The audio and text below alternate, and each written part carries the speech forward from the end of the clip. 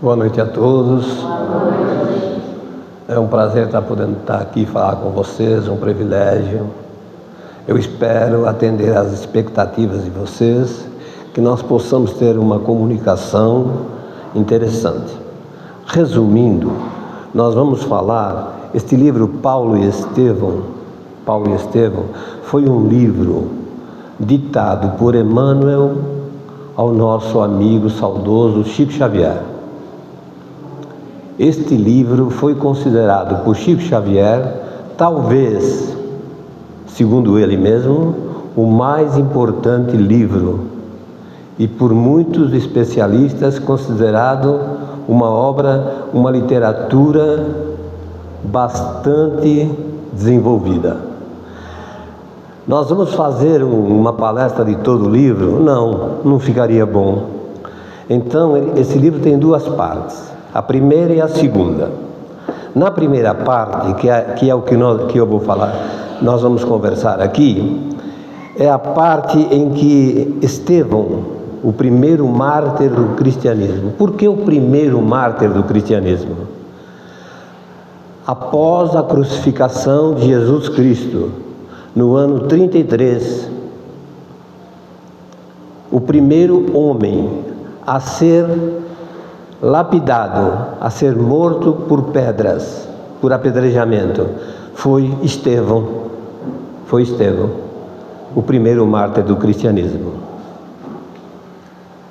Então, eu estar aqui no Centro Espírita Luísa de Abreu Andrade, estou feliz, espero corresponder à casa, sinto que a casa é bastante organizada, cuidada, sente-se que aqui é um local de boas reflexões. Vamos começar a historinha. No ano 34, ou seja, Jesus foi crucificado no ano 33, um ano antes. Então, no ano 34, Gesiel estava nos seus 25 anos. E sua irmã Abigail estava com seus 18 anos.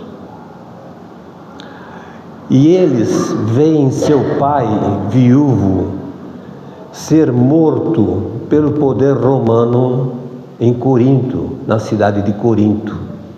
Por que ser morto?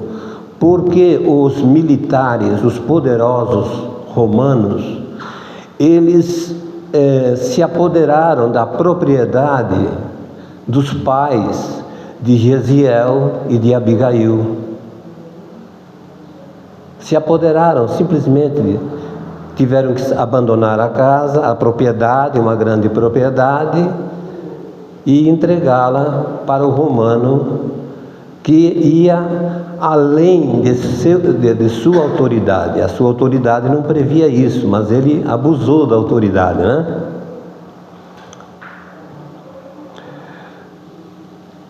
Gesiel, uma menina de 18 anos, e o seu irmão, eles foram educados pela mãe deles, então já tinha partido. Como eles foram orientados? No Velho Testamento.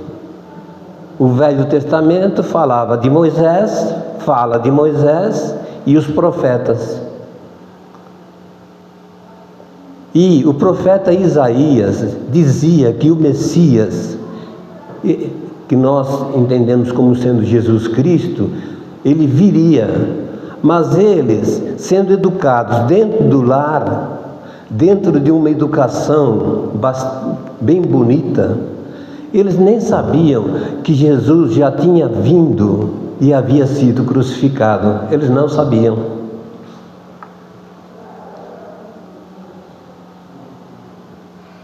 Muito bem.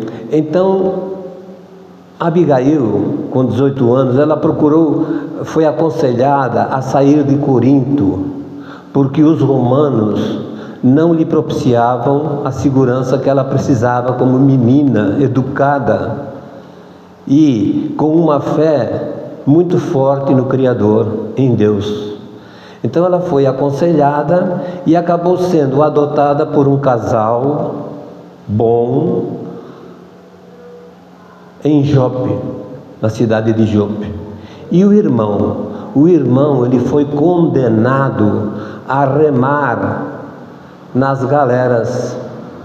Esse tipo de sentença era tido que a pessoa ia para essas embarcações romanas e praticamente em alguns anos morria remando.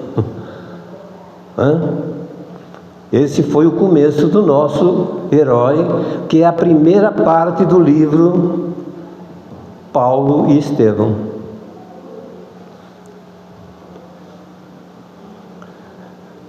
Então, o Gesiel, ele remava nas galeras ao lado de elementos que geralmente eram criminosos, bandidos, pessoas enquadradas na lei, né? E ele estava ali junto com eles remando. Só que ele tinha um comportamento que conotava a educação que ele tinha. Ele tinha nobreza na atitude. Ele era educado com os companheiros dele de remo. Enquanto todos praguejavam e falavam: mas que trabalho horrível que eu estou querendo, que coisa mais dura da gente ficar aqui remando até, né? Gesiel procurava acalmá-los. Olhe, todo trabalho é divino. E é verdade, todo trabalho provém de Deus. A gente sabe que o avanço tecnológico é importante, mas a gente às vezes fica pensando, se nós avançarmos muito na área tecnológica, será que o emprego, será que o trabalho não vai nos faltar? Porque nem todos, cada vez nós precisamos menos gente para fazer o serviço que hoje numa automobilística praticamente os robôs montam o carro todinho. É tudo robotizado. Não que a gente aqui seja contra o progresso é inexorável, ele terá que vir. Mas a gente se dá esse luxo de ficar pensando, puxa vida, porque o trabalho ele é o nosso alimento. Se eu não tenho esse trabalho que eu estou fazendo aqui agora, eu estou perdido, porque é o trabalho que eu faço no Espiritismo. Faço outros trabalhinhos também, mas esse para mim, ele tem uma importância. Então nós precisamos trabalhar. Deus nos criou com os braços, pernas, cérebro, não para ficarmos parados, para ficarmos em ação.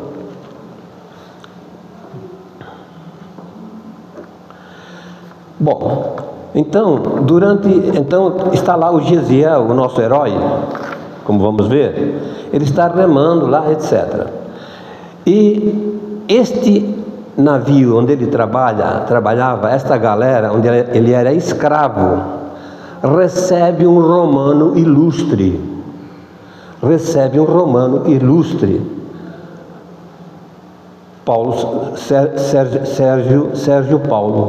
Paulo, um jovem filho de um romano importante. Ele vem para essa embarcação. Ele era famoso, ele tinha poder. Só que o Sérgio Paulo, ele apresenta problemas de saúde. Já dentro da embarcação, no alto mar, ele apresenta problemas de saúde. Muito bem.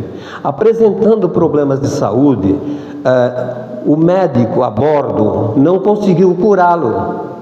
O médico não conseguiu curar Sérgio Paulo. E os amigos, entre aspas, começaram a se afastar de Sérgio Paulo, o romano. Começaram a deixá-lo isolado. Porque assim, nós temos os amigos, né? Mas nós temos que estar bem. Senão os verdadeiros amigos ficam conosco. Mas pelo jeito o Sérgio Paulo, né? A doença dele, acho que o médico não curava, eles ficaram amedrontados e Sérgio Paulo ficou praticamente abandonado, mesmo sendo filho de um nobre romano, uma pessoa importante. Mesmo com isso, o comandante da embarcação, vendo a problemática, pediu ao gestor dos remos eu peço que você veja entre os escravos que você tem, aquele que seja mais maneroso, né? Para que possa cuidar de Sérgio Paulo. E Gesiel foi escolhido. Devido àquilo que eu falei, a nobreza, o procedimento dele, a educação, a boa vontade, ele foi escolhido. E foi lá para o camarim onde estava o romano. Ao chegar lá, este Sérgio Paulo, este romano, estava com doenças purulentas, estava realmente num estado doentio deplorável. E diz assim: quem sois? E Gesiel responde: eu sou o escravo que vim vos servir. Eu sou o escravo, meu nome é Gesiel. É assim que começa a história do nosso herói, do nosso Gesiel.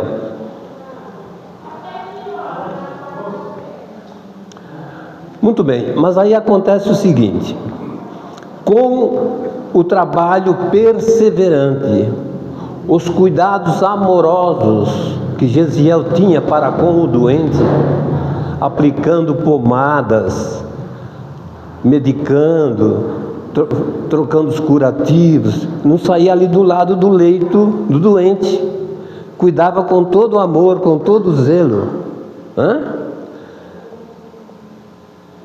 Então, inclusive falava de Deus para este romano, né? Porque o Gesiel, ele tinha uma fé inquebrantável em Deus. O Velho Testamento tem Deus, tem Moisés, os profetas, e ele passava toda a fé dele para Deus, de Deus. Então acontece isso.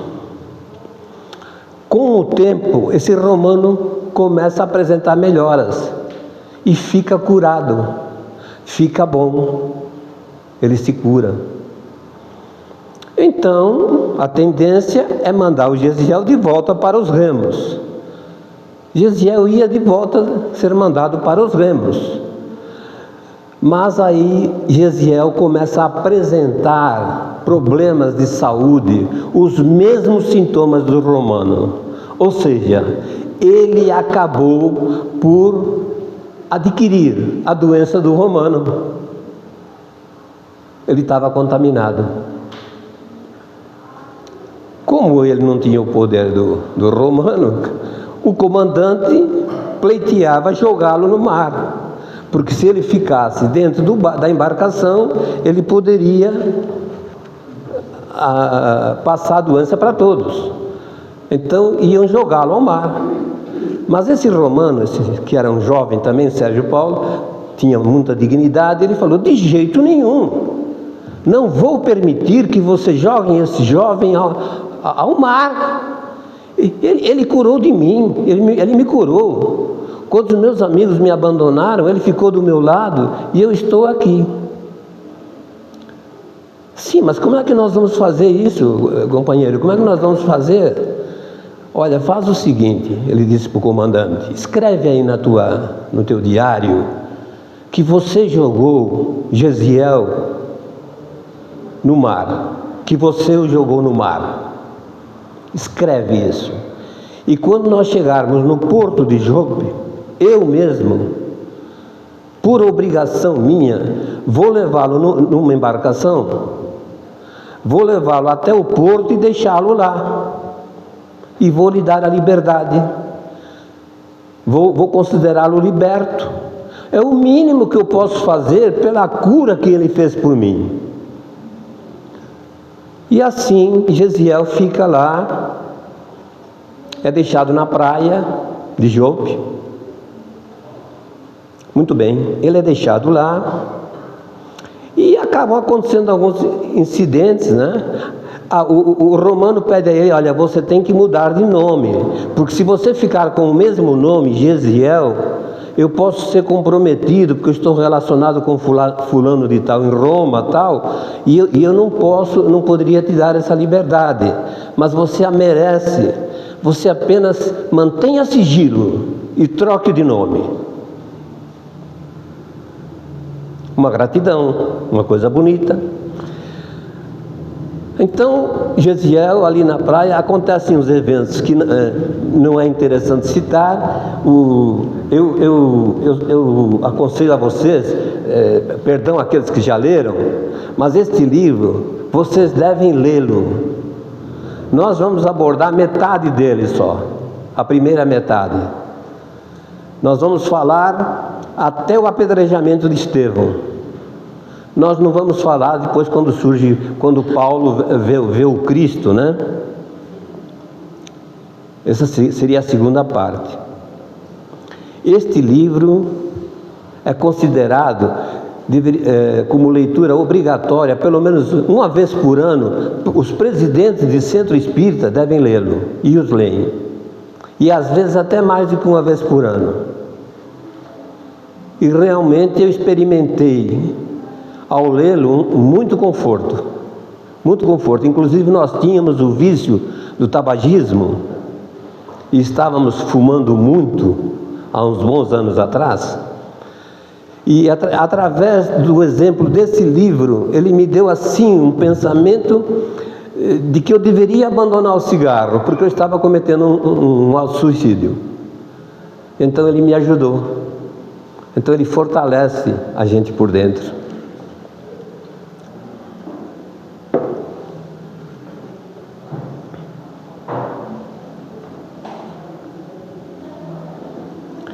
Muito bem, então o Gesiel, ele acaba de Jope, ele acaba sendo levado para Jerusalém, para a igreja do caminho, a igreja de Jerusalém. Quem é que está no comando dessa igreja?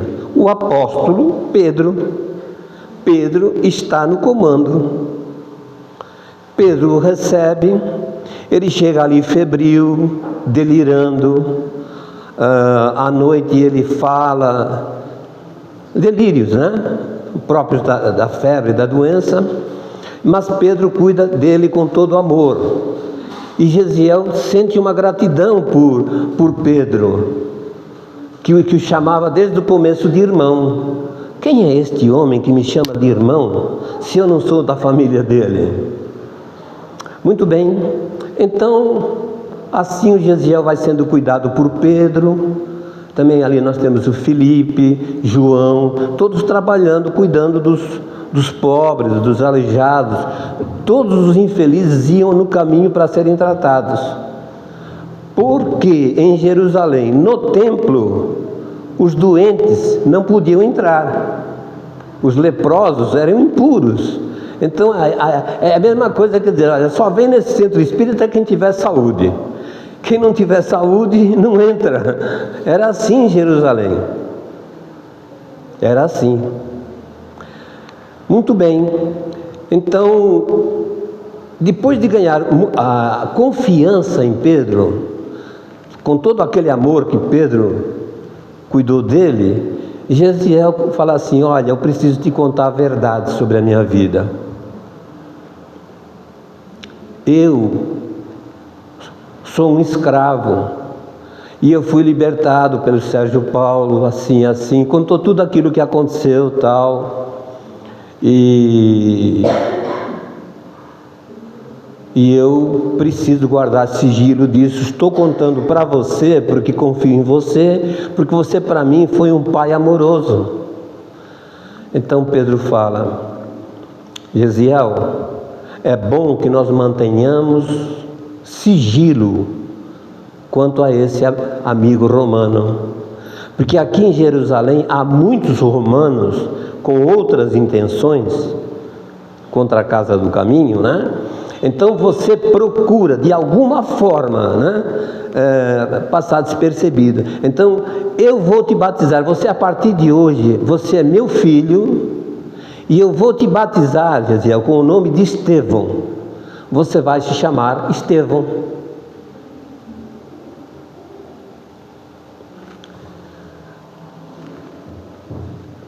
Mas durante aquela temporada em que Gesiel estava acamado, estava ali delirando, Gesiel começava a falar do Velho Testamento, de Isaías, né? Dos profetas, do mestre, que o Isaías falou que o profeta viria, né? E ele falou, o Pedro falou para agora Estevão, eu vi que você tem profundos conhecimentos do Velho Testamento. Você tem muitos conhecimentos. Acontece o seguinte, muitos conhecimentos. Sim, eu tenho esses conhecimentos, porque segundo Elias, o profeta virá, disse agora o Estevão para Pedro. Mas tu não sabes, disse Pedro, o mestre já veio, Jesus já veio. E aonde ele está? Me leva aonde ele está, eu quero conhecê-lo. Ele foi crucificado aqui mesmo, há um ano atrás, aqui mesmo em Jerusalém. Então foi aí que Estevão tomou conhecimento do que havia ocorrido com o Messias citado por Elias.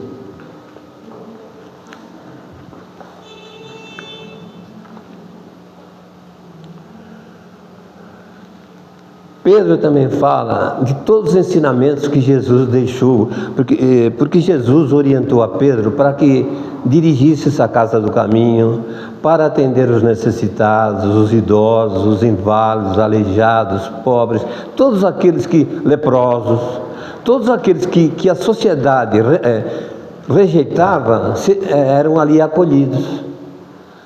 E Pedro fazia esse trabalho com seus companheiros apóstolos, com Filipe, com João, com Tiago, faziam esse trabalho de assistência social. A primeira casa a fazer um trabalho de assistência social.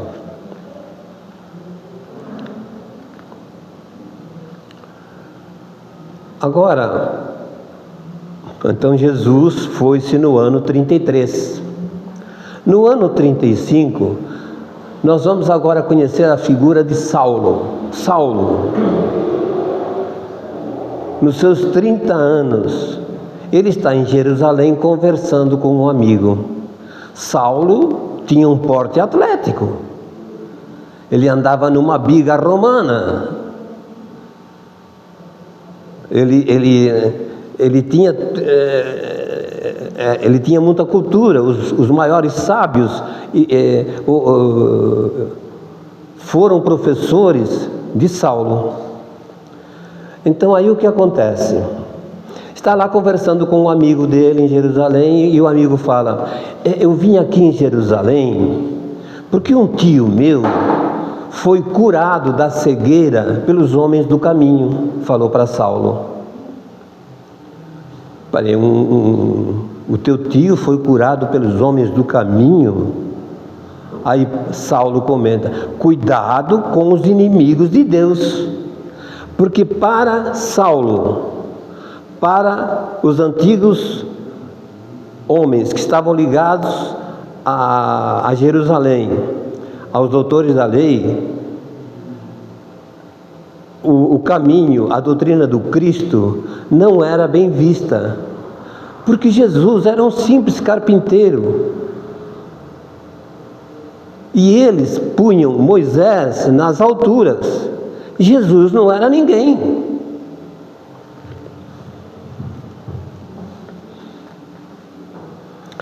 Então esse amigo de Saulo veio para ver esse meu tio foi curado da cegueira pelos homens do caminho por um tal de Estevão. Saulo falou: bom, vamos fazer o seguinte. Saulo era muito arrogante nesse momento, tá? É por isso que esse livro tem duas partes distintas. Uma parte onde esse Saulo é arrogante, é petulante, ele só tem a fé em Moisés, Jesus não existe para ele. E a casa do caminho só tem povinho, aqueles aleijados, aqueles doentes, ele se sentia mal naquele ambiente. Então acontece isso, né?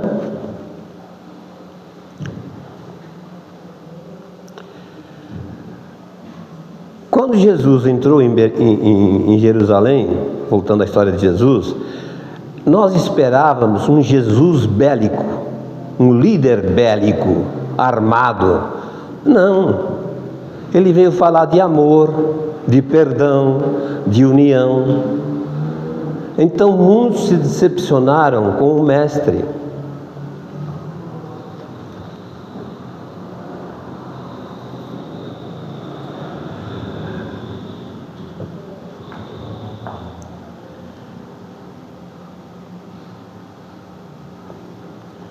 O Cristo é o caminho, porque o Gesiel e Pedro começaram a comparar aqueles ensinamentos de Jesus.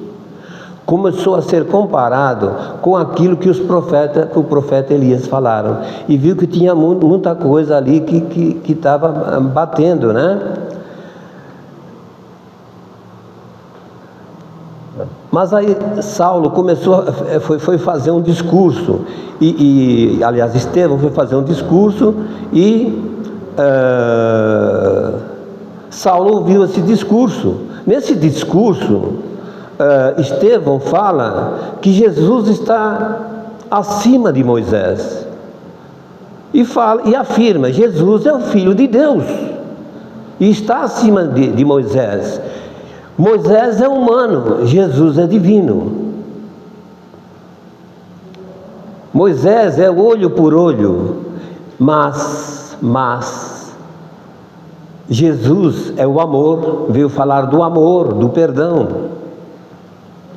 Então isso batia de frente com aquela crença de Saulo, do judaísmo, do poder judaico, derrubava.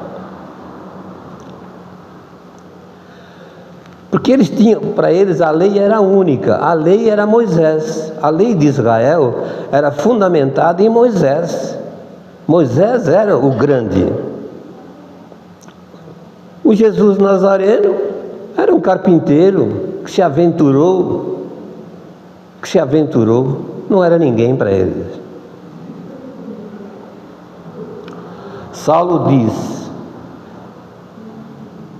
Jesus foi um homem vulgar que o Sinédrio condenou à morte, um salvador que não se salvou, de forma pejorativa. Se Deus tirou o povo do cativeiro quando abriu o mar, né? Abriu aquele caminho no mar para que pudessem ser liberto aquele povo que estava escravo no Egito, por que ele não tirou esse Jesus da cruz? Por que ele foi deixar esse Jesus, se ele é tudo isso que você está? Por que ele não tirou Jesus da cruz? Estevão fala: amigo, foi dito que o mestre confundiria a muitos em Israel. Jesus veio aos simples de coração, falou do reino de amor e paz, onde nenhuma ovelha se perderá. E o Cristo recomendou evitarmos polêmicas, não entrar em discussão. Saulo exclama: sempre esse Cristo, esse impostor, o Sinédrio vos punirá. Saulo atacou a Estevão. Ele estava lá ouvindo e foi lá justamente para ver o que eles estavam falando. Eles estavam pondo em risco o poder do Sinédrio.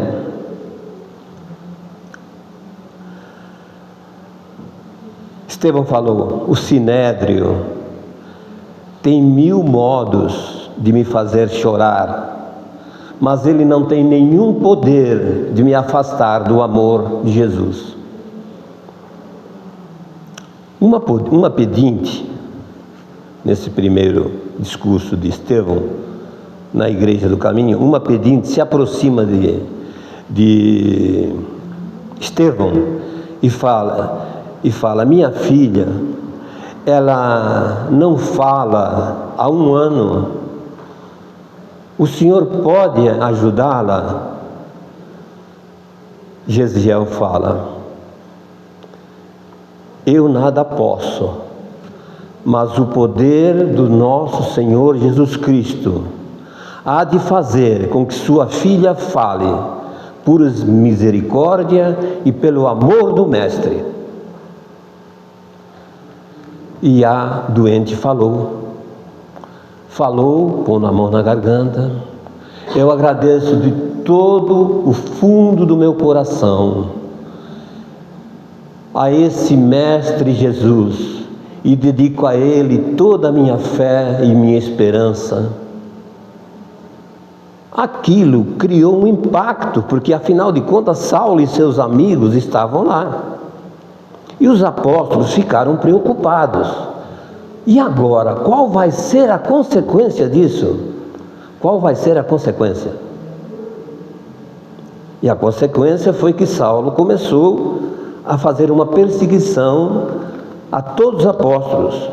Prendeu Pedro, Filipe, Tiago. Queria prender e matar todos os apóstolos. Tiago já estava, né?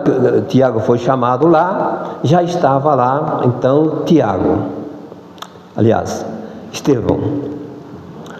O professor de Saulo, o mestre Gamaliel, pediu para que para que ele não fizesse isso. Falou: Saulo, nós convivemos tanto tempo e eu te peço, né, por amor, que você liberte esses homens, eles não fazem nenhum mal. Então, depois, a muito custo, libertou lá os 3 apóstolos, mas Estevão seria lapidado. Então, no dia da lapidação, Estevão estava lá todo satisfeito e feliz, né, porque ele iria, aquele seu orgulho que foi ferido, porque o problema de Saulo nesse momento era o orgulho dele ferido, porque Estevão, naquele discurso, ele praticamente deixou Saulo no chão, porque ele era um grande orador, esse Estevão. Então, aconteceu isso, foi lapidado. Quem é que o lapidava? Todos os chefes, os líderes das sinagogas de Jerusalém, para esse grande momento, né? Esse grande momento.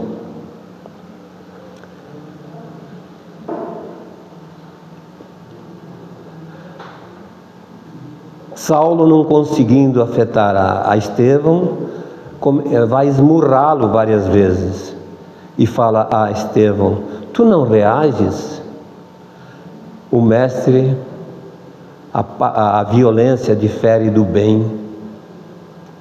Ele não reagiu. Bom, aí Saulo, ele vai dar uma pausa. Ele está nessa perseguição a todos os apóstolos do caminho, e ele vai para Jope para visitar a sua namorada, a sua noiva, Abigail, porque eles vão fazer planos para o casamento. Mas eles mal sabiam que o mártir do cristianismo, que Pedro liderava o apedrejamento, que Saulo liderava o apedrejamento, era o irmão de Abigail. E quando Abigail chegou, ela falou para Saulo: Saulo, mas esse é meu irmão, esse que você está apedrejando é meu irmão. Saulo recuou, porque ele não sabia, ele chamava Gesiel. Ele sabia que ela tinha um irmão que havia sido preso, etc. Esse é meu irmão. Então é assim que se faz a primeira parte do livro, né? Saulo, que a Igreja Católica colocou como Estevão, como São Estevão, Santo Estevão, foi santificado, ele passou por todo esse martírio de apedrejamento, só que ele tinha muita fé, porque ele tinha fé no mundo após a morte. Ele sentiu Jesus abrir-lhe os braços, então ele estava totalmente em paz. Essa paz com que ele enfrentou a morte fez com que Saulo ficasse bobo, né? Falou, como é que esse camarada ele vai morrer, e ele está tão tranquilo, né? Então isso aí foi mexendo com Saulo, foi formando o Paulo de amanhã, porque não foi somente quando Cristo apareceu para Saulo a caminho de Damasco que houve a transformação. Esse evento onde ele vê Estevão enfrentar com tanta galhardia e com tanta serenidade a morte e com tanta fé, fazia Saulo pensar, mas o que acontece com esse povo, né? Com esse pessoal do caminho que ninguém tem medo, o pessoal, né, morre aí e está em paz. Então aí depois virá a segunda parte do livro, que é quando Jesus aparece para Saulo em Damasco e fica cego, cai e pergunta a Jesus: o que queres que eu faça? Levanta-te, que lá em Damasco te será dito o que deverás fazer. Porque o livre-arbítrio não é quebrado Deus criou o livre-arbítrio, Jesus criou o livre-arbítrio, mas eles são os que mais respeitam o livre-arbítrio. Então eles não vão dizer o que a pessoa tem que fazer. Entra na cidade que lá você saberá o que você deverá fazer. Essa é mais ou menos a história. Eu já estou no meu tempo, certo? Estou esgotando. Realmente é muita coisa para... é apenas metade do livro, né?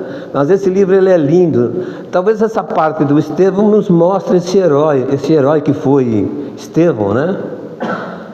Que talvez fique até desconhecido. A gente acha que o Paulo aqui, né? O Paulo realmente se transformou, ele realmente difundiu o cristianismo aos gentios, realmente ele fez uma grande obra.